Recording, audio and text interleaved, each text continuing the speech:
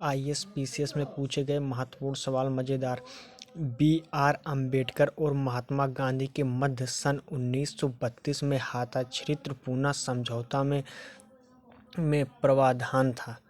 पहला है, भारत के इंडोनेशिया स्थित बनाए जाने का, मुसलमानों के लिए पृथक निर्वाचन क्षेत्र का, निम्न वर्गों के लिए पृथक निर्वाचन क्षेत्र का, निम्न वर्गों के लिए आरक्षण सहित संयुक्त निर्वाचन का। तो इसका होगा निम्न वर्गों के लिए आरक्षित निर्वाचन का, इसका क्षेत्र का, इसका चौथा होगा। फिर इसका व्याख्या है, पूना पैक्ट अथवा पूना समझौता भीमराव अंबेडकर एवं महात्मा गांधी के मध्य पुणे की वेरवादा सेंट्रल जेल में 24 सितंबर 1932 को हुआ था। अंग्रेज सरकार ने इस समझौते को सांप्रदायिक अधिनिर्णय कम्युनल अवार्ड में संशोधन के रूप में अनुमति प्रदान की थी। समझौता में दलित वर्ग के लिए पृथक निर्वाचन मंडल को त्याग दिया गया, लेकिन दलित वर्ग के लिए आरक्षित सीटों की संख्या प्रति विधानमंडलों में 71 से बढ़ाकर 147 और केंद्र विधायिका में कुल सीटें 18% कर दी गई।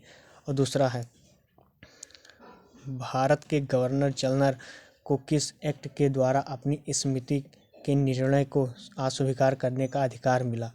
तो 1773 का रेगुलेटिंग एक्ट, 1784 का print India act, 1786 adamant act, 1813 का चार्टर एक्ट। तो इसका होगा 1786 एडिमेंट एक्ट।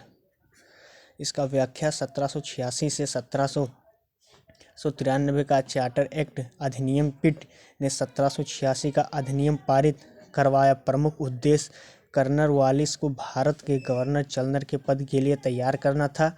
इस अधिनियम के तहत मुख्य सेनापति की शक्तियां भी गवर्नर जनरल में निहित कर दी गई थी।